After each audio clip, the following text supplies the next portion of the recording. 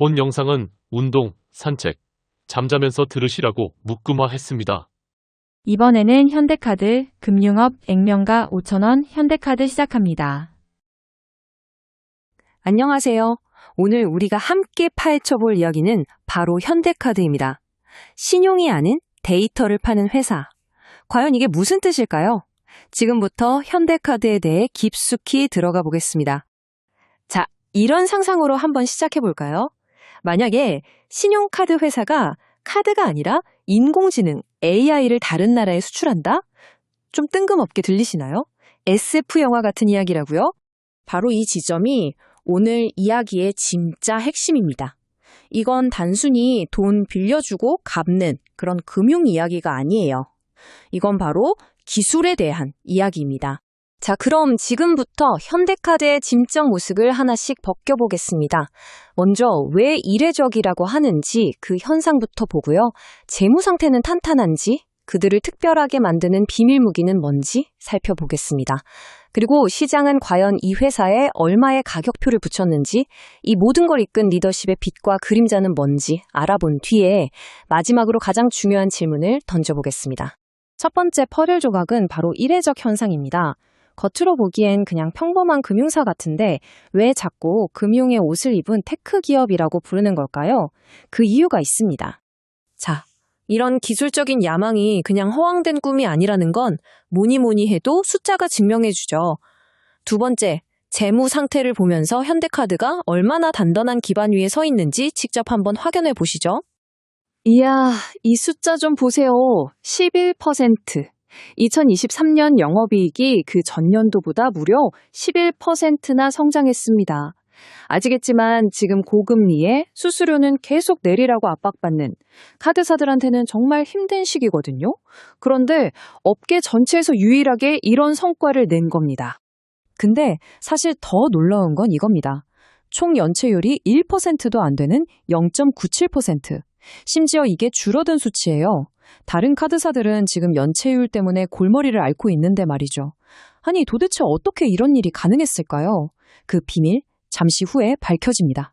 이 손익지표를 좀 더 자세히 뜯어보면요. 이 회사의 전략이 더 명확하게 보입니다. 영업수익, 영업이익, 당기순이익 다 성장했죠. 근데 진짜 주목할 부분은 따로 있어요. 이자 비용은 40% 넘게 폭증했는데 떼일돈, 그러니까 대손 비용은 오히려 5.7%나 줄였다는 점. 이게 뭘 의미하겠어요? 그냥 덩치만 키우는 게 아니라 아주 정교하고 똑똑하게 질적 성장을 하고 있다는 뜻입니다. 그럼 재무 건전성, 즉 안전 마진은 어떨까요? 현대카드의 레버리지 배율, 쉽게 말해 부채 비율이 6.2배입니다. 금융당국이 정한 한도가 8배인데 이거보다 훨씬 낮죠. 그러니까 뭐예요? 앞으로 주주들한테 배당을 더 해준다거나 새로운 기술에 투자할 총알이 아주 넉넉하게 준비되어 있다는 자신감의 표현인 거죠. 자, 이제 드디어 현대카드 혁신의 심장부로 들어가 보겠습니다. 제가 아까부터 계속 말씀드렸던 그 비밀, 바로 데이터에 대한 이야기입니다. 그 비밀 무기의 이름은 바로 유니버스입니다. 이게 뭐냐면 고객이 카드 긁는 모든 데이터를 2,000개가 넘는 꼬리표로 아주 잘게 쪼개서 분석하는 AI 플랫폼이에요. 아까 보셨던 그 말도 안 되게 낮은 연체율의 비결, 그리고 초개인화 마케팅을 가능하게 하는 엔진이 바로 이겁니다. 이 데이터로 돈을 버는 과정이 마치 하나의 공장 같아요. 먼저 거대한 데이터 호수에 날 것 그대로의 데이터를 싹 다 저장하고요. 여기에 2,000개가 넘는 태그를 붙여서 소비 습관을 분석합니다. 그 다음에 AI가 투입돼서 숨겨진 패턴을 찾아내고 마지막으로 이 분석 결과, 이 통찰력 자체를 서비스형 데이터, 즉 DAAS라는 상품으로 만들어서 해외에 수출하는 거예요. 원자재를 가공해서 부가가치가 높은 완제품을 만들어 파는 거랑 똑같은 모델인 거죠. 정태영 부회장의 이 한마디가 모든 걸 설명해 줍니다. 데이터 분석보다 데이터 설계가 훨씬 강한 회사. 그러니까 그냥 주어진 데이터를 분석하는 수준을 넘어서 처음부터 돈이 되는 데이터가 만들어지는 구조, 그 판 자체를 설계했다는 엄청난 자신감의 표현이죠. 그럼 이 대단한 전략, 과연 시장에서 먹혔을까요? 네, 그것도 아주 성공적으로 통했습니다. 국내 금융사 중에선 최초로 일본의 대형 카드사인 SMCC에 수백억 원 규모의 AI 소프트웨어를 수출했고요. 이제는 북미와 유럽으로까지 사업을 넓히고 있습니다. 여기서 또 하나 주목할 점은요. 이런 성과로 내면서 위험 부담이 큰 전환사채, CB 같은 걸 발행한 적이 없다는 거예요. 자, 그렇다면 시장은 이렇게 독특한 하이브리드 기업에 얼마짜리 가격표를 매겼을까요? 네 번째, 그 가치평가를 한번 들여다보겠습니다. 식이 조금 복잡해 보이죠? 괜찮습니다. 핵심은 아주 간단해요. 여러 계산을 거쳐서 나온 현대카드의 주가 수익 비율, 우리가 흔히 PER이라고 부르는 게 약 7.26배입니다. 그럼 7.26이라는 숫자가 왜 중요할까요? 다른 경쟁 카드사들의 PER이 보통 4에서 6배 수준이거든요.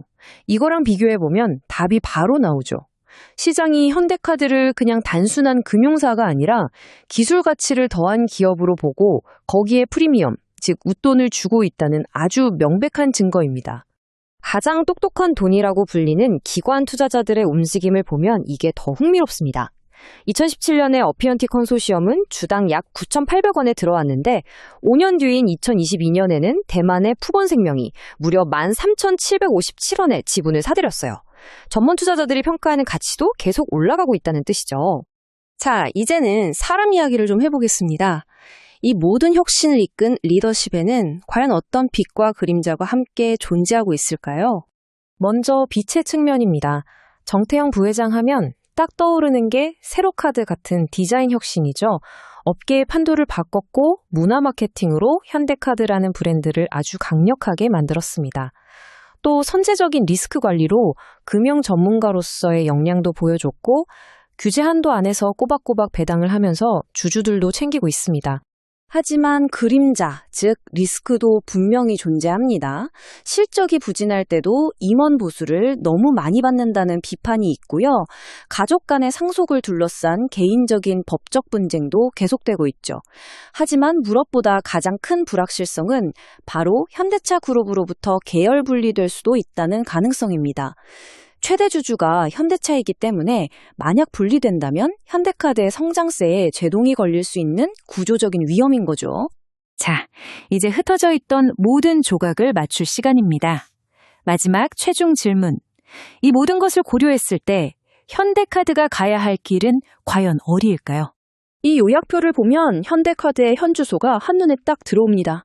글로벌 AI 플랫폼 수출이라는 강력한 무기 덕분에 미래 성장성과 재무 안정성은 높은 평가를 받지만 경영진 리스크나 마케팅 비용을 너무 많이 쓰는 수익 구조 같은 건 여전히 숙제로 남아있죠. 장점과 단점이 아주 명확한 회사입니다. 자, 그렇다면 여러분은 어떻게 생각하십니까? 현대카드는 금융의 미래일까요? 아니면 아직은 좀 비싸게 느껴지는 기술적인 꿈에 머물러 있는 걸까요? 결제 데이터를 예술과 기술의 경지로 끌어올린 이 기업의 다음 행보가 어디로 향할지 그 답은 결국 글로벌 시장에서 이 데이터의 가치를 얼마나 더 인정받느냐에 달려 있을 겁니다. 이번에는 HD 현대사무 강선 건조업 액면가 5,000원 HD 현대사무 시작합니다. 자, 오늘 우리가 함께 들여다볼 곳은요. 바로 세계 조선업의 절대 강자 HD 현대사무입니다. 이 회사가 지금 얼마나 거대한 파도를 멋지게 헤쳐나가고 있는지, 그 힘은 도대체 어디서 나오는 건지 지금부터 속속들이 파헤쳐 보겠습니다. 자, 바로 핵심부터 볼까요? 이 숫자, 7,236억 원. 이게 뭐냐면요. HD 현대사무가 2024년에 벌어들일 걸로 예상되는 영업이익입니다. 정말 엄청나죠? 근데 더 놀라운 건 이게 작년보다 무려 2배 이상 껑충 뛴 수치라는 거예요. 이 숫자 하나만 봐도 지금 이 회사가 얼마나 강력한 순풍을 타고 있는지 바로 느껴지시죠? 그런데 말이죠. 이런 엄청난 실적, 이게 그냥 반짝하는 거품일까요? 아니면 진짜 아무도 못 따라오는 실력일까요? 궁금하시죠? 그래서 저희가 오늘 10가지 핵심 지표를 가지고 그 진실이 뭔지 샅샅이 한번 파헤쳐 보려고 합니다. 자, 그럼 첫 번째 지표부터 같이 확인해 보시죠. 첫 번째 파트입니다. 숫자는 거짓말 안 하잖아요. 재무제표부터 열어서 HD 현대사무의 진짜 체력이 어떤지 한번 확인해 보죠. 와, 이 표정 보세요. 정말 드라마틱하지 않나요? 매출도 물론 꾸준히 늘었지만 진짜 우리가 주목해야 할 건 바로 이 영업이익률입니다. 0.38%에서 10.29%. 이건 뭐 거의 수직 상승이죠. 이게 어떻게 가능했냐고요? 바로 2, 3년 전에 비싼 값에 수주했던 LNG선 같은 이른바 돈 되는 배들이 드디어 실적으로 잡히기 시작한 거예요. 그 말은 뭐다? 앞으로 2, 3년은 계속 이런 분위기가 이어진다는 뜻이겠죠. 자, 다음은 부채 비율입니다. 148.2%. 딱 보면 이거 좀 위험한 거 아닌가? 이런 생각이 드실 수도 있어요. 그런데 말이죠. 여기에 조선업만의 아주 재밌는 회계적인 비밀이 숨어 있습니다. 그 비밀은 바로 선수금이라는 건데요. 이게 뭐냐면 배를 만들어 달라고 주문을 받으면 돈을 미리 받잖아요. 근데 회계장부에는 이걸 부채로 기록해요. 그러니까 이 높은 부채 비율은 와, 빚 많아서 큰일 났네 이게 아니라 와, 만들어야 할 배가 줄을 섰네 하는 행복한 비명 같은 거예요. 오히려 일감이 넘쳐난다는 뜻이니까 재무적으로는 아주 탄탄하다는 증거가 되는 거죠. 그렇다면 이 회사의 진짜 가치는 지금 어느 정도일까요? 아직 상장된 회사가 아니라서 딱 정해진 주가는 없지만 실적을 바탕으로 계산은 해볼 수 있거든요. 우리가 흔히 말하는 PER, PBR 같은 지표를 적용해보면요. 주당 가치가 무려 33만 원에서 44만 원까지 나옵니다. 2017년에 기관 투자자들이 주당 5만 6천 원에 들어갔던 거랑 비교하면 와, 기업 가치가 최대 8배 가까이 뛴 거예요. 정말 폭발적인 성장이죠.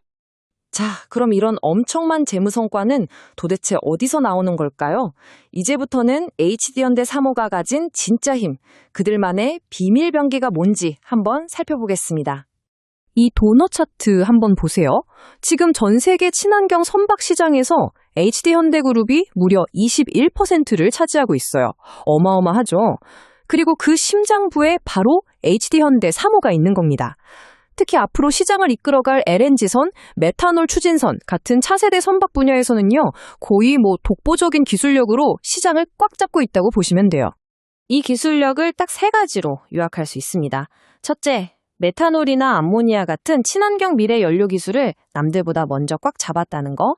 둘째, 로봇이랑 디지털 트윈 기술로 생산을 스마트하게 바꿨다는 거예요. 이게 용접 불량률을 확 줄이고 속도는 높이는 핵심 기술이거든요. 그리고 마지막, 바로 자율운항 선박 기술, 미래 바다의 게임 체인저죠. 이 세 가지가 합쳐져서 다른 회사들이 절대 쉽게 넘어올 수 없는 아주 단단한 기술의 성, 즉 경제적 해자를 만들고 있는 겁니다. 아무리 배가 좋아도 훌륭한 선장과 선원들이 없으면 안 되겠죠? 이번에는 HD현대 3호를 이끄는 사람들과 지배 구조, 그리고 항해하다 보면 만날 수 있는 위험, 그러니까 암초는 없는지 한번 살펴보겠습니다. 여기 보시면 안정성의 증거가 세 가지나 있습니다. 먼저 모 회사가 지분을 거의 다 가지고 있어서 지배구조가 아주 안정적이고요. 또 정기선 부회장 체제 아래서 책임 경영이 잘 이루어지고 있죠. 근데 투자자 입장에서 제일 중요한 건 이거예요. 2017년 이후로 주주들한테 손해를 끼칠 수 있는 유상증자나 전환사채 발행이 한 번도 없었다는 점. 정말 믿음직하죠? 그리고 이건 진짜 놀랐습니다. 주주들한테 얼마나 진심인지 확실히 보여주는 대목이죠. 2024년 주당 배당금이 전년보다 무려 8배가 뛰었어요. 8배. 특히 상장사도 아닌데 이 정도 배당은 정말 파격적인 결정이거든요. 우리 회사 돈 잘 버니까 주주분들이랑 같이 나눌게요 하는 강력한 메시지라고 볼 수 있겠죠. 자, 지금까지는 정말 장밋빛 이야기만 한 것 같은데요. 하지만 모든 위대한 항해에는 거친 파도와 숨겨진 암초가 있는 법이죠. 이제 HD 현대 3호가 앞으로 조심해야 할 리스크들은 뭐가 있는지 한번 짚어보겠습니다. 앞으로의 항해에 걸림돌이 될 수 있는 암초, 크게 세 가지가 보입니다. 첫째는 고질적인 인력 부족 문제, 둘째는 과거에 있었던 하도급법 위반 이력 때문에 생길 수 있는 ESG 리스크, 그리고 마지막으로 매년 반복되는 노사 갈등입니다. 물론 회사도 이걸 모르지 않죠. 외국인 인력도 더 뽑고 공장 자동화 투자도 늘리면서 열심히 대응하고는 있습니다만 이 세 가지 리스크를 앞으로 어떻게 잘 관리하느냐가 미래 성장에 아주 중요한 열쇠가 될 겁니다. 자, 이제 흩어져 있던 퍼즐 조각들을 맞춰볼 시간입니다. 지금까지 우리가 분석한 모든 내용을 종합해서 HD 현대 3호의 미래는 어떤 모습일지 한번 그림을 그려보죠. 미래를 보는 가장 좋은 방법은 현재를 보는 거죠. 바로 이 뉴스입니다. 2024년 연말에 나온 뉴스인데 거의 7천억 원짜리 초대형 컨테이너선 4척을 수주하는 데 성공했어요.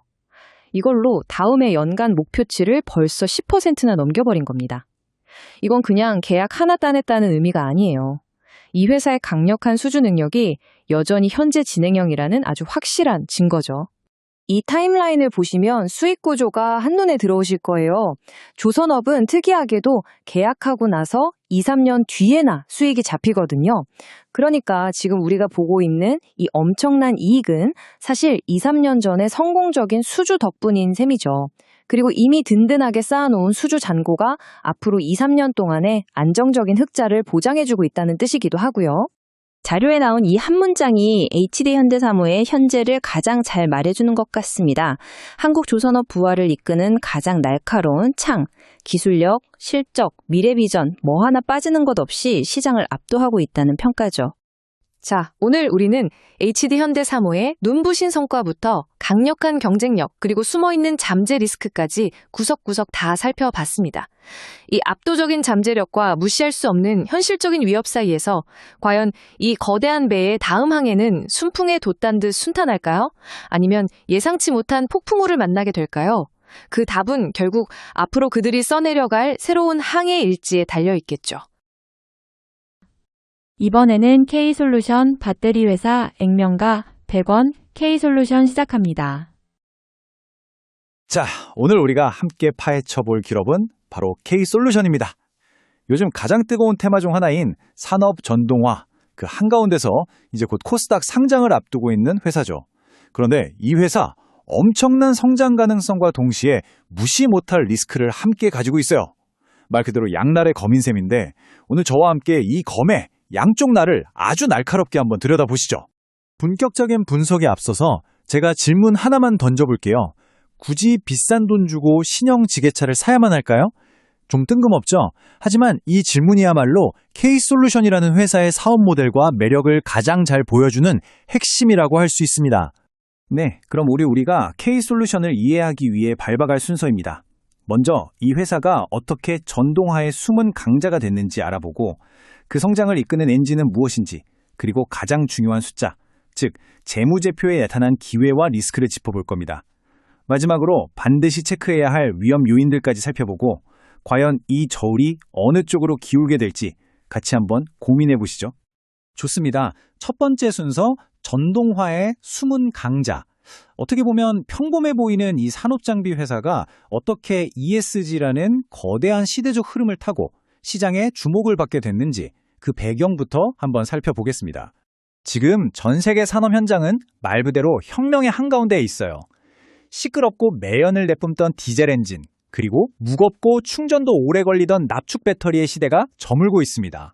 그 자리를 바로 탄소 배출도 없고 조용하면서 수명도 길고 충전도 빠른 리튬 인산철 LFP 배터리가 빠르게 대체하고 있죠. K솔루션은 바로 이 거대한 변화의 파도에 아주 영리하게 올라탄 겁니다. 그렇다면 K솔루션은 구체적으로 어떻게 돈을 벌고 있을까요?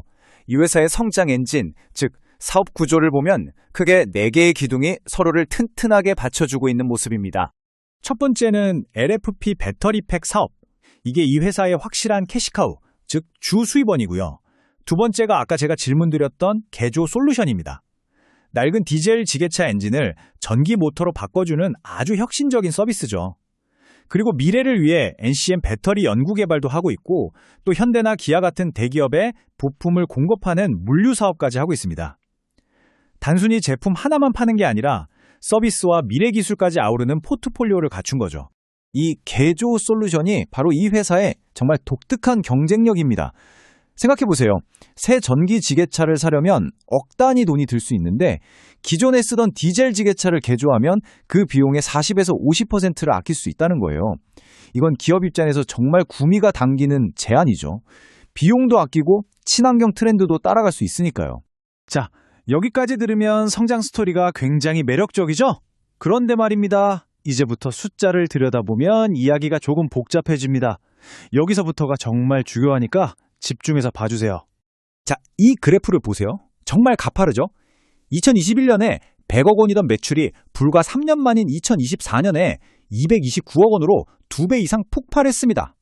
이건 이 회사가 속한 시장이 얼마나 빠르게 크고 있는지, 그리고 그 안에서 K솔루션이 잘하고 있다는 걸 명확하게 보여주는 데이터입니다. 매출만 늘어난 게 아닙니다. 더 중요한 건 바로 영업이익이죠. 겉으로만 커진 게 아니라 속도 알차다는 증거니까요. 2024년에 19억 원의 영업이익을 기록했는데 이건 이 사업 모델이 실제로 돈을 벌어들이고 있다는 걸 증명하는 겁니다. 자, 그런데 바로 여기서부터가 반전입니다. 바로 이 숫자입니다. 370%. 이게 뭐냐면 부채 비율이요. 자기 자본보다 빚이 3.7배나 많다는 뜻이죠. 이건 솔직히 많이 높은 수준입니다.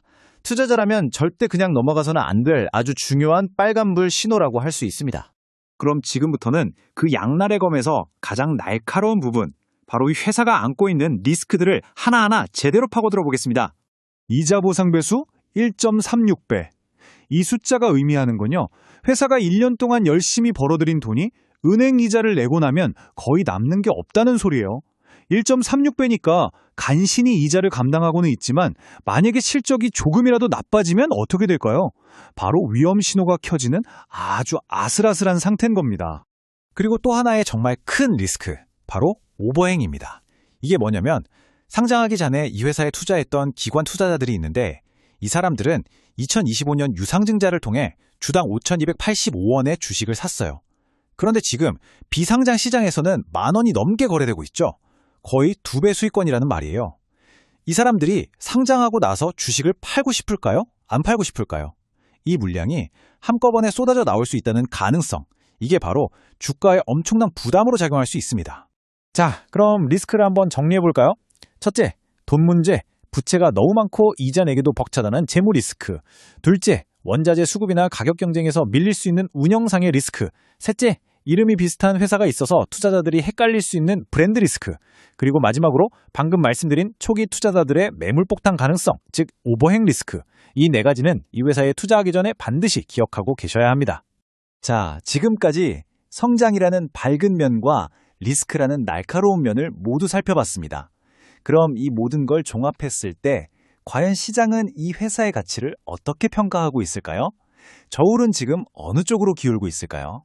이 표를 보시면 차이가 정말 극명하죠. 과거 기관 투자자들은 이 회사의 시가총액을 약 350억 원 수준으로 봤는데 현재 비상장 시장에서 기대하는 가치는 거의 700억 원에 육박합니다. 그만큼 시장의 기대치가 어마어마하게 높다는 걸 알 수 있습니다. 결국 시장은 증명을 요구할 겁니다. 당신들이 정말 700억 원짜리 회사 가치를 인정받고 싶다면 지금 버는 19억 원의 영업이익으로는 어림도 없어. 최소한 경쟁사인 CK솔루션처럼 30억에서 50억 원은 벌 수 있다는 걸 숫자로 보여줘야지. 그래야 그 정도의 주가 수익 비율, 즉 PER을 우리가 납득할 수 있어. 바로 이겁니다. 이렇게 우리는 처음 시작했던 지점으로 다시 돌아왔습니다. K솔루션은 정말 전형적인 하이리스크, 하이리턴의 기회를 우리에게 보여주고 있습니다. 폭발적인 성장이라는 달콤한 과실을 따먹을 것인가, 아니면 언제 터질지 모르는 재무 리스크라는 시한폭탄을 피할 것인가.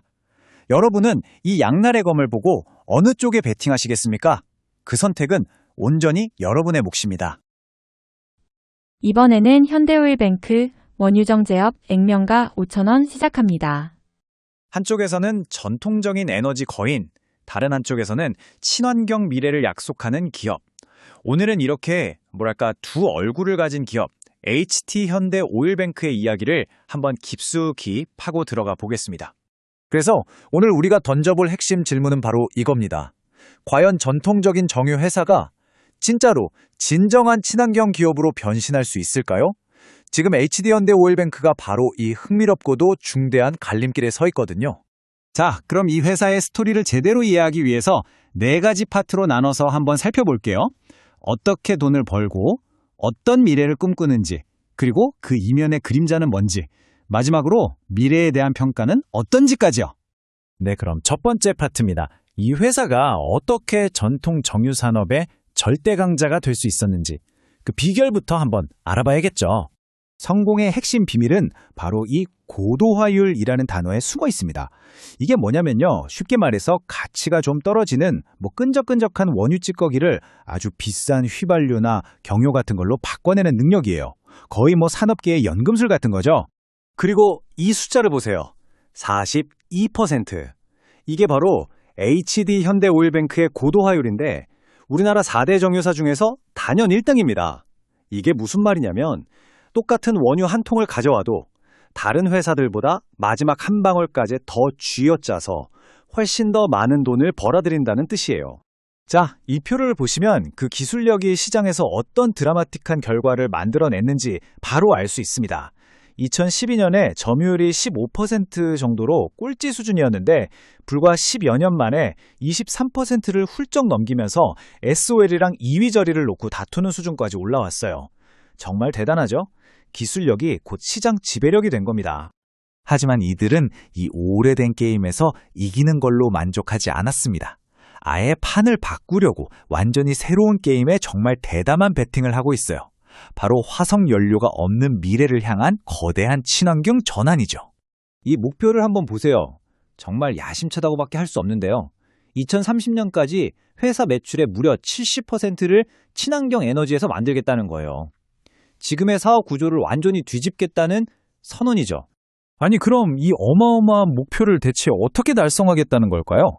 그들의 계획, 바로 화이트 바이오라는 분야에 있습니다. 3단계 로드맵인데요. 첫째, 기존 공장을 활용해서 폐식용유 같은 걸로 친환경 기름 HVO를 만들고, 둘째, 이걸로 요즘 핫한 지속가능 항공유 SAF 시장에 뛰어들어서 주요 플레이어가 되겠다. 그리고 마지막으로는 탄소 포집 기술을 더한 블루수소나 폐플라스틱 재활용까지 사업하겠다는 아주 구체적인 계획입니다. 이게 그냥 우리도 환경 생각해요 하는 식의 보여주기용이 아니라는 게 중요합니다. 이건 생존이 걸린 문제예요. 앞으로 다가올 탈탄소 시대에 살아남고 또 죄책감 없는 비행기 여행처럼 새롭게 열리는 고성장 시장을 선점하기 위한 아주 치밀한 비즈니스 전략인 겁니다. 자, 여기까지 들으면 정말 혁신적인 기업의 이야기 같죠? 그런데 이 눈부신 친환경 계획과는 정반대로 아주 어두운 그림자가 하나 있습니다. 바로 과거의 이익을 극대화하는 과정에서 벌어진 일이죠. 이 문제의 심각성은 이 숫자 하나로 다 설명이 됩니다. 1761억 원. 환경부가 이 회사에 부과한 과징금인데요. 이건 역대 최대 규모입니다. 사건의 내용은 이렇습니다. 2016년부터 몇 년간 페놀이라는 유해물질이 섞인 폐수를 제대로 처리하지 않고 그냥 몰래 배출했다는 혐의예요. 법원은 전직 CEO를 포함한 임원들에게 유죄를 선고하면서 이게 비용을 아끼려고 조직적이고 의도적으로 저지른 일이라고 판단했습니다. 물론 회사 측은 외부 오염은 없었다면서 대법원에 상고한 상태지만 회사의 ESG 평판에는 이미 엄청난 타격을 입었죠. 2심 재판부의 판결 내용이 정말 매서웠습니다. 법원은 이게 단순한 실수가 아니라 비용을 아끼기 위해서 의도적으로 환경법을 어겼다고 못 박은 겁니다. 자, 그럼 이제 우리는 한 회사를 두고 정말 완전히 다른 두 개의 이야기를 갖게 됐습니다. 하나는 혁신, 다른 하나는 스캔들이죠. 이 상반된 모습을 우리는 어떻게 받아들여야 할까요? 한쪽에는 이런 긍정적인 시각이 있습니다. 불스 케이스라고 하죠. 정유기술의 리더고 SAF 같은 친환경 분야에서는 누구보다 빨리 움직이는 선구자다. 재무구조도 튼튼하다. 반면에 베어 케이스, 즉 비관적인 시각도 만만치 않습니다. 엄청난 법적, 평판 리스크를 안고 있고 ESG 경영에 대한 의심을 받고 있으며 정유산업 자체가 사양산업이라는 거죠. 결국 우리는 맨 처음 던졌던 질문으로 다시 돌아오게 됩니다. HD 현대오일뱅크. 과연 이 회사는 친환경 시대를 이끄는 선구자일까요? 아니면 그저 친환경인 척하는 그린워싱에 불과할까요? 이 이야기가 진정한 혁신의 사례가 될지 아니면 모두에게 경고를 주는 이야기가 될지 이제 판단은 여러분의 몫입니다. 이번에는 SK에코플랜트, 9SK건설 액면가 5,000원 시작합니다. 오늘 우리가 파헤쳐볼 이야기 바로 SK에코플랜트입니다. 10조 원의 가치를 내걸고 건설사에서 친환경 기업으로 화려하게 변신했지만 그 이면엔 사실 막대한 부채와 투자자들과의 날선 갈등이라는 거대한 그림자가 드리워져 있습니다. 자, 그래서 질문은 이겁니다. SK에코플랜트가 그리는 이 10조 원짜리 미래, 과연 실현 가능한 꿈일까요? 아니면 이 모든 게 위기를 감추기 위한 신기루에 불과할까요? 오늘 이야기의 핵심이죠. 모든 갈등의 시작점, 바로 이 숫자입니다. 투자자들이 처음 들어왔을 때 가격이랑 지금 시장 가격, 보세요. 거의 반토막이 났잖아요? 이 엄청난 갭이 지금 모든 문제의 불씨가 된 겁니다. 아니, 도대체 어떻게 이런 일이 벌어진 걸까요? 이 갈등을 제대로 이해하려면 우리 시간을 좀 뒤로 돌려봐야 합니다.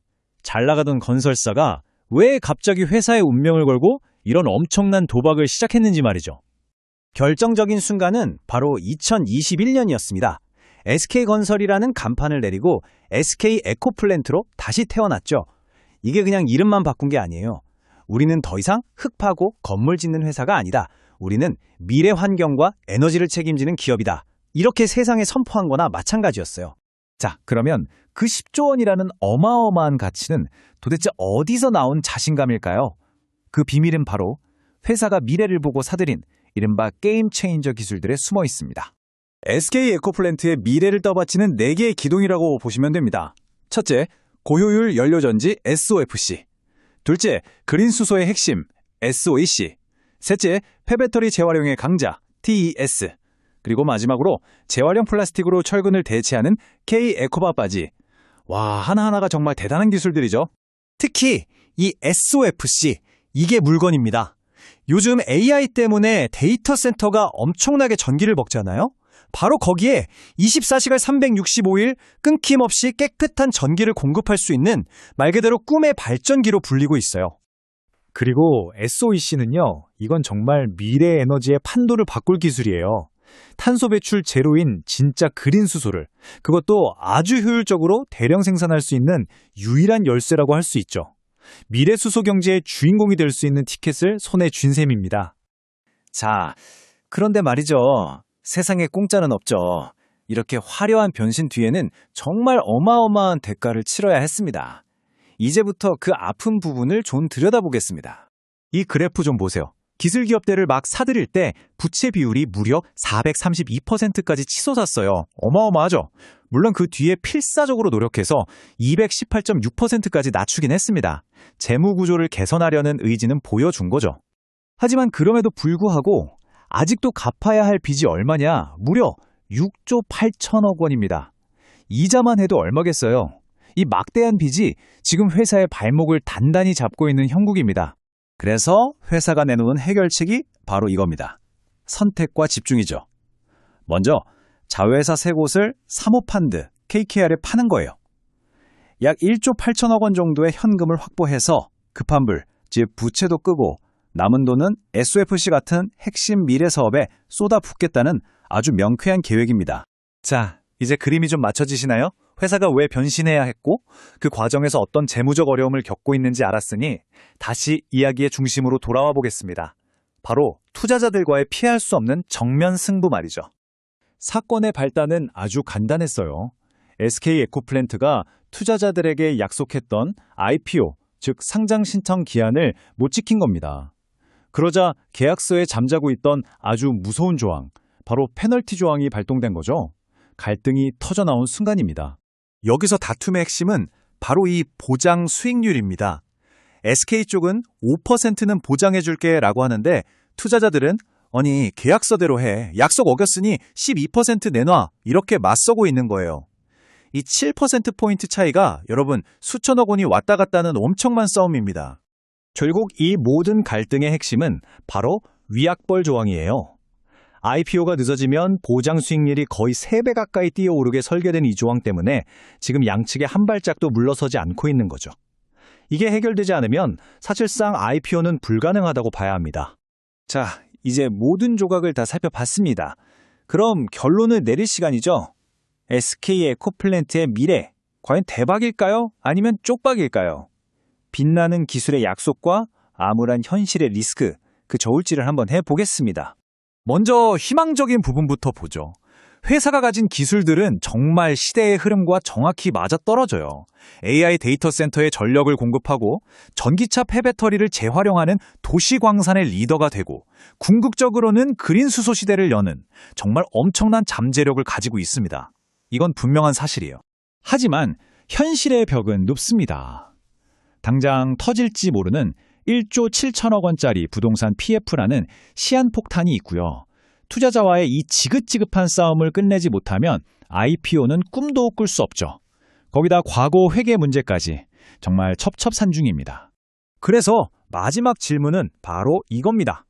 첨단 기술이라는 멋진 날개를 가졌지만 부채와 분쟁이라는 무거운 족쇄에 발이 묶여 있어요. 과연 SK 에코플랜트는 이 모든 어려움을 딛고 10조 원이라는 목표를 이뤄낼 수 있을까요? 이 거대한 도박의 결과 우리 모두가 지켜봐야겠습니다.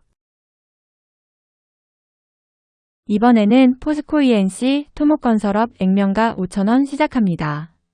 오늘 자료 분석에서는요, 한국 건설업계의 거인이죠. 그런데 지금 아주 심각한 위기에 빠진 기업, 바로 포스코 ENC의 이 역설적인 상황을 아주 깊숙이 한번 파헤쳐 보겠습니다. 1조 원. 이 어마어마한 숫자, 이게 대체 뭘까요? 이게 바로 사우디아라비아의 국부펀드가 딱 하나의 한국 기업에 투자했다가 지금 보고 있는 평가 손실액입니다. 정말 충격적인 숫자죠. 네, 바로 이 질문에서 오늘 이야기가 시작됩니다. 어떻게 대한민국에서 손꼽히는 최고의 건설사가 이런 상황까지 오게 된 걸까요? 자, 그럼 먼저 포스코 ENC가 대체 어떤 위기를 겪고 있는지 그 실체부터 하나하나 자세히 뜯어보겠습니다. 여기 표를 보시면 변화가 정말 드라마틱합니다. 2021년에 4,400억 원이 넘는 영업이익을 냈었는데 이게 계단 내려오듯 뚝뚝 떨어지더니 불과 2년 좀 지나서 2024년 3분기에는 무려 2,600억 원이 넘는 누적 영업 손실을 기록합니다. 이가 잘나가던 흑자 기업이 순식간에 엄청난 적자 기업으로 돌변한 거죠. 수익성이 나빠지니까 당연히 재무 상태도 바로 나빠지겠죠. 불과 9개월 만에 부채 비율이 27%포인트나 확 뛰면서 최근 3년 중에 최고치를 찍었어요. 이건 뭐냐면 회사의 빚이 아주 빠른 속도로 불어나고 있다는 위험 신호입니다. 아니 그럼 이 모든 위기를 터뜨린 그 시작점은 대체 뭐였을까요? 바로 이겁니다. 한 건설 현장에서 정말 큰 중대재해 사고가 있었는데 이걸 수습하려고 3분기에만 약 2,800억 원이라는 이 어마어마한 돈을 한 번에 비용으로 처리하는 게 결정타였던 거죠. 상황이 얼마나 심각한지는 정부의 반응을 보면 알 수 있습니다. 이례적이죠. 면허 취소라는 말, 이거는 사실상 기업 한 채 사형 선고나 마찬가지거든요. 단순히 돈 문제, 재무 위기를 넘어서 이제는 회사 자체가 문 닫을 수도 있는 그런 위협을 받게 된 겁니다.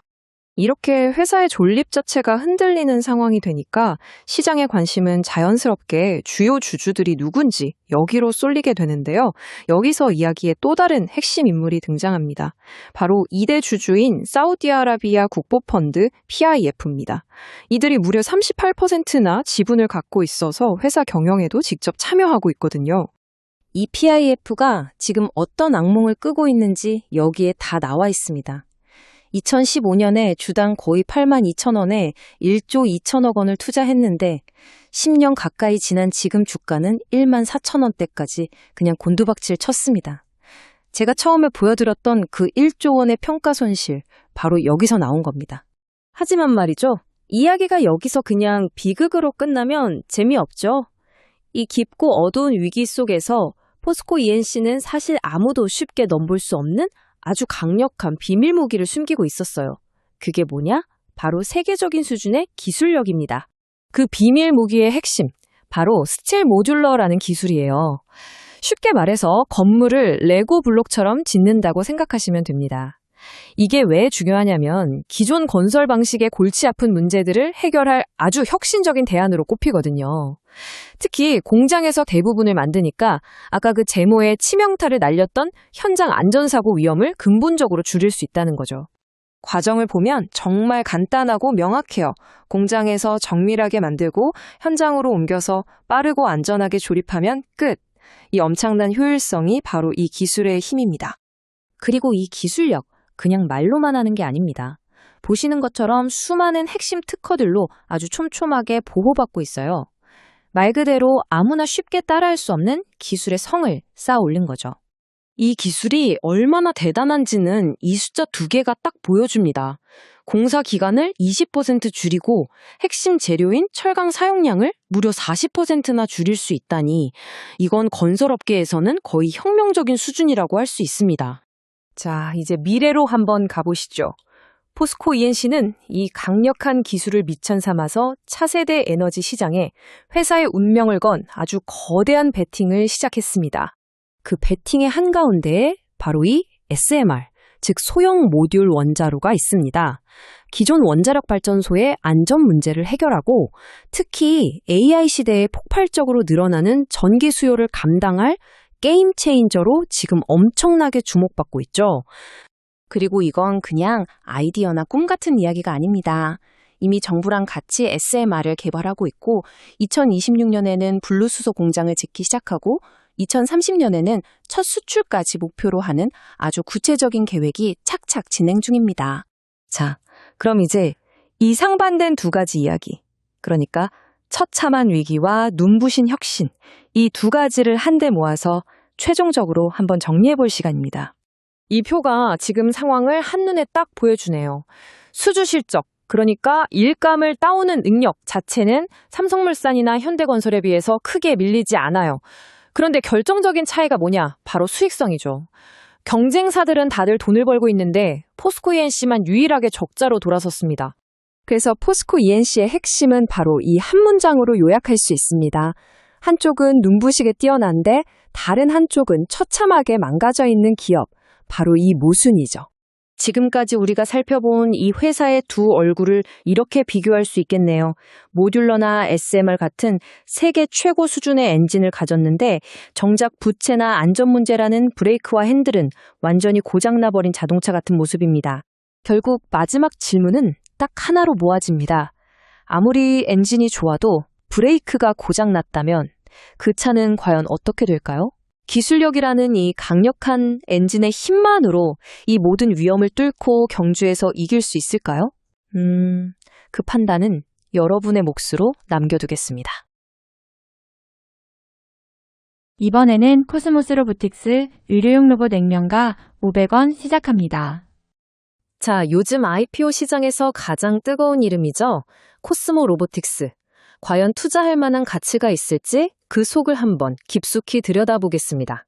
순서는 이렇습니다. 먼저 이 회사가 꿈꾸는 따뜻한 기술이라는 비전을 살펴보고 투자자들이 왜 이 기업에 열광하는지 그 낙관론의 근거를 알아볼 겁니다. 하지만 동전의 양면처럼 재무적인 위험 신호, 즉 비관론도 꼼꼼히 짚어봐야겠죠. 그리고 최대 라이벌인 엔젤 로보틱스와 비교해본 다음 투자자라면 이것만큼은 반드시 확인해야 할 최종 체크포인트로 마무리하겠습니다. 자, 첫 번째 순서입니다. 도대체 어떤 철학이 이 회사를 이끌고 있는 걸까요? 바로 이 한 문장, 인간을 위한 따뜻한 기술에 모든 게 담겨 있습니다. 이게 그냥 그럴싸한 슬로건이 아니고요. 실제로 고령화나 재활 문제처럼 우리 사회가 직면한 어려운 숙제들을 기술로 풀겠다는 아주 확고한 미션인 거죠. 그리고 이 회사를 그냥 평범한 스타트업으로 보면 절대 안 됩니다. 배터리 소재로 유명한 코스모 그룹이 작정하고 키우는 그룹의 핵심 자산이거든요. 허경수 화장이 직접 경영 전면에 나설 정도니까 그룹이 얼마나 진심인지 알 수 있겠죠? 회사의 역사를 좀 보세요. 2016년에 엑소아틀레트 아시아라는 이름으로 시작해서 2018년에 러시아에서 핵심 기술을 들여왔습니다.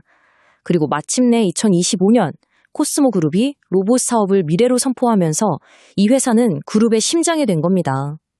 정말 드라마틱한 성장 스토리죠. 자, 그럼 이제부터 본격적으로 투자자들이 왜 이렇게 코스모 로보틱스에 열광하는지 그 이유를 하나씩 파헤쳐 보겠습니다. 이 회사의 가장 큰 강점 중 하나가 바로 이거예요. 보통 경쟁사들은 특정 분야 하나만 파고들거든요. 그런데 코스모는 다릅니다. 아이들을 위한 소아용 로봇부터 성인 재활, 산업 현장 근로자, 그리고 미래에는 집에서 쓸 수 있는 홈케어 로봇까지 말 그대로 요람에서 무덤까지 인간의 전 생애에 필요한 로봇을 만들겠다는 거예요. 물론 제품 라인업만 화려한 게 아닙니다. 기술력이 뒷받침되니까 가능한 거죠. 특히 주목할 만한 게 뭐냐면요. 사용자가 움직이려는 의도를 근육 신호로 파악해서 자연스럽게 도와주는 기술, 또 러닝머신 위에서만 걷는 게 아니라 실제 땅이나 계단에서도 걸을 수 있게 하는 자유보행 기술 같은 것들이에요. 이건 그냥 연구실에 있는 기술이 아니라 진짜 현장에서 쓰이는 살아있는 기술이라는 점에서 차원이 다릅니다.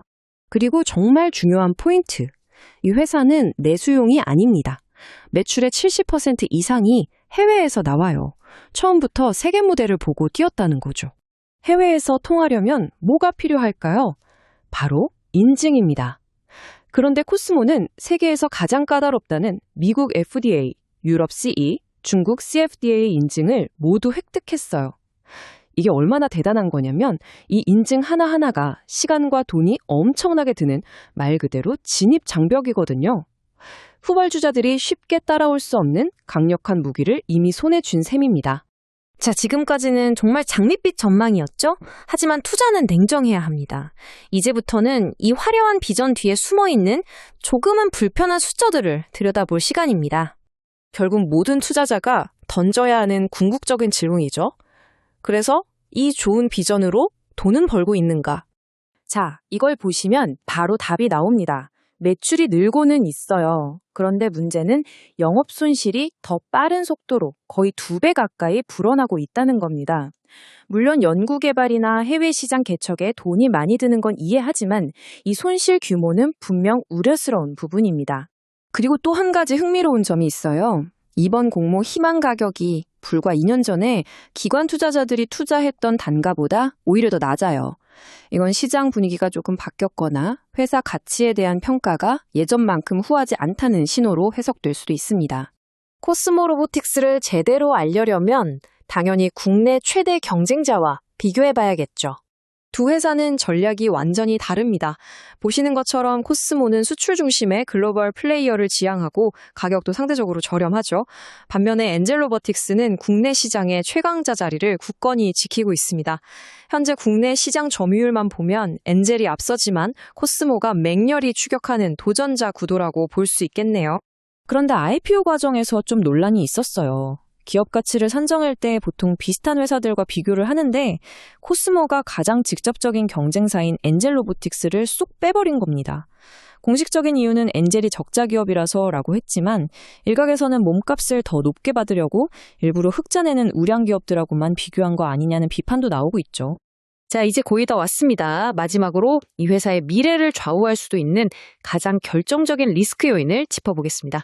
바로 지정학적 리스크라는 개념인데요. 좀 어렵게 들릴 수 있지만 간단합니다. 특정 국가의 정치나 경제 상황이 불안해지면서 기업 실적에 직접적인 타격을 주는 위험을 말하는 거죠. 이게 왜 코스모 로보틱스에 중요하냐고요? 바로 이 데이터 때문입니다. 정말 놀랍지 않나요? 2023년 코스모 전체 매출의 무려 70%가 단 한 나라, 러시아에서 나왔습니다. 그런데 더 깊이 들어가 보면 문제는 더 심각합니다. 이 러시아 매출의 95%가 특정 정부 보조글 사업 하나에 달려있다는 거예요. 이건 정말 아슬아슬한 외줄타기나 마찬가지입니다. 만약 러시아 정부의 정책이 바뀌거나 예산이 깎이거나 혹은 국제 정세가 불안해져서 이 사업이 중단된다면 상상하고 싶지 않지만 회사 매출의 대부분이 하루아침에 사라질 수도 있는 거죠. 과연 코스모가 이 극단적인 러시아 의존도에서 벗어나 미국이나 유럽 시장으로 성공적으로 중심축을 옮길 수 있을지 이게 가장 큰 숙제입니다. 자, 정리해보겠습니다. 한쪽에는 정말 혁신적인 기술과 멋진 제품들, 그리고 글로벌 인증이라는 강력한 무게가 있습니다. 하지만 다른 한쪽에는 계속 불어나는 적자, IPO 가치 평가 논란, 그리고 무엇보다 러시아라는 단일 국가에 대한 치명적인 의존도라는 무거운 짐이 있죠. 결국 코스모 로보틱스에 대한 투자는 이런 질문으로 귀결됩니다. 당신은 이 회사의 미래를 보장할 압도적인 기술에 투자하는 것입니까? 아니면 언제 어떻게 변할지 모르는 현재의 지정학적 상황에 돈을 거는 것입니까?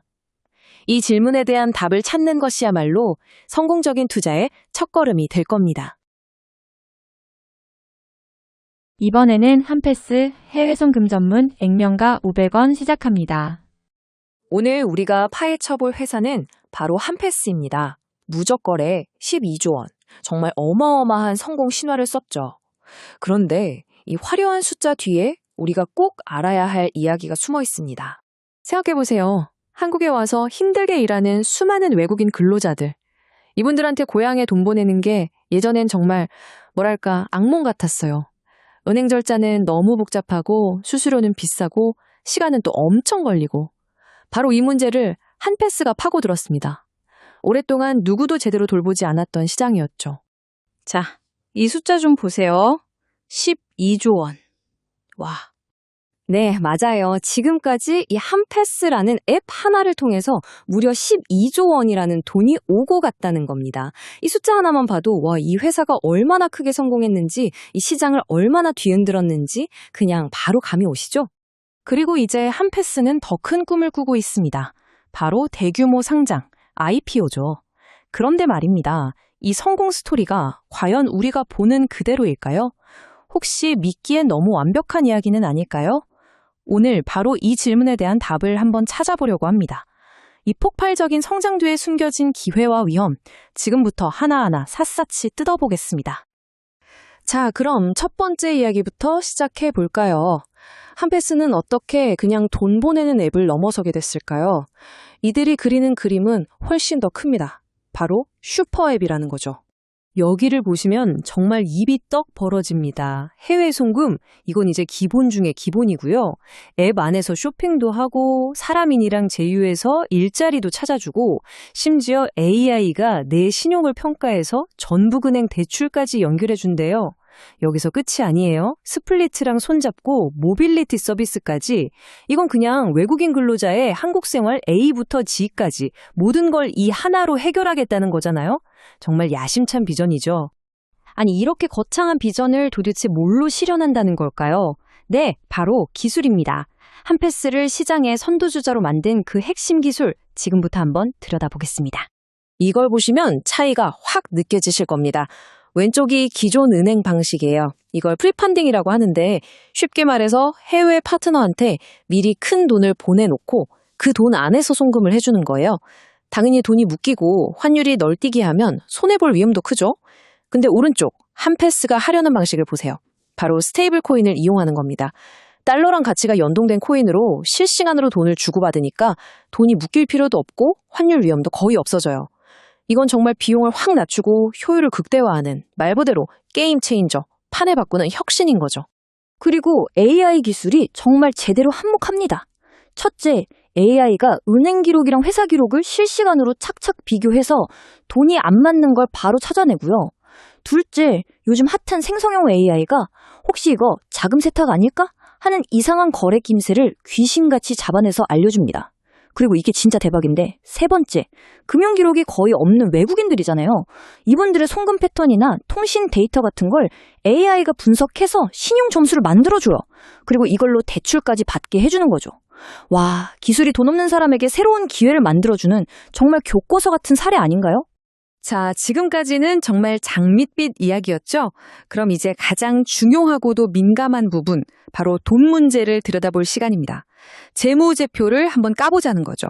겉으로 보기엔 정말 어마어마한 성장세인데 여기엔 우리가 조심해야 할 함정이 숨어 있습니다. 이 그래프 좀 보세요. 와, 정말 입이 떡 벌어지지 않나요? 2022년에 210억 원 하던 매출이 불과 2년 만인 2024년에는 550억 원, 거의 뭐 2배를 훌쩍 넘어서 폭발적으로 성장했잖아요. 이 숫자만 딱 놓고 보면 이건 뭐 의심의 여지가 없는 완벽한 성장 스토리죠. 그쵸? 하지만 말입니다. 바로 여기서 우리는 멈춰서 질문을 던져봐야 합니다. 이 엄청난 매출 점프가 정말 순수하게 사업이 잘 돼서 나온 결과일까요? 아니면 혹시 어떤 회계적인 기술이 들어간 결과는 아닐까요? 네, 바로 회계적 착시라는 지적이 나옵니다. 이게 무슨 말이냐면요. 한패스가 2024년부터 매출을 계산하는 방식을 슬쩍 바꿨다는 거예요. 예전에는 해외로 돈을 보내고 받으면서 생긴 이익이랑 손해를 다 계산해서 최종적으로 남는 순이익만 매출로 잡았거든요. 근데 이제는 그냥 오고 간 돈 전체를 다 매출로 잡아버리는 총액 방식으로 바꾼 겁니다. 당연히 숫자 자체는 훨씬 커 보일 수밖에 없겠죠. 게다가 예전에 썼던 마케팅 비용 24억 원을 비용이 아니라 매출에서 그냥 깎아주는 걸로 회계 처리를 바꿔서 과거 이익률까지 더 좋아 보이게 만들었다는 의혹도 있습니다. 이 표를 보시면 문제가 더 선명하게 보입니다. 한번 보세요. 매출은 거의 2배로 뛰었는데 진짜로 회사에 남은 돈, 즉 당기순이익은 46억 원으로 똑같아요. 제자리 걸음인 거죠. 더 심각한 건 이겁니다. 주당 순이익, EPS라고 하죠. 주식 한 주가 얼마의 이익을 벌었냐는 건데 이게 반토막이 났어요. 상장한다고 주식 수를 늘렸기 때문이죠. 주주 입장에서는 내 주식의 가치가 희석된 거예요. 그리고 주당 순자산, BPS는 여전히 마이너스. 이건 뭐냐면 만약에 회사가 지금 당장 망해서 모든 자산을 다 팔아도 주주들 손에 쥐어지는 돈은 없고 오히려 빚만 남는다는 뜻입니다. 좀 심각하죠? 자, 이렇게 재무적으로 좀 복잡한 상황인데 이런 상황에서 한패스는 IPO, 즉 주식시장 상장을 밀어붙이고 있습니다. 과연 시장은 이 회사의 가치를 얼마로 쳐줄까요? 여기서부터 또 다른 논란이 시작됩니다. IPO 할 때 기업 가치를 정하는 방법 중 하나가 피어 그룹 비교거든요. 이게 뭐냐면 우리랑 비슷한 애들은 저 정도 받으니까 우리도 이 정도는 받아야겠다. 이렇게 비교할 만한 친구들을 모아놓는 겁니다. 근데 여기서 문제가 터집니다. 한패스는 명백히 개인들한테 돈 받는 B2C 송금 회사잖아요? 그런데 비교 대상으로 데려온 친구들이 대부분 기업들하고만 거래하는 B2B 결제 회사들인 거예요. 이건 비유하자면 동네에서 제일 잘 나가는 빵집이 자기 몸값을 정하는데 갑자기 대기업에 밀가루 납품하는 제분 공장이랑 비교하는 거랑 비슷해요. 사업 모델 자체가 다른데 이걸로 몸값을 부풀리려는 거 아니냐? 이런 비판이 나올 수밖에 없죠.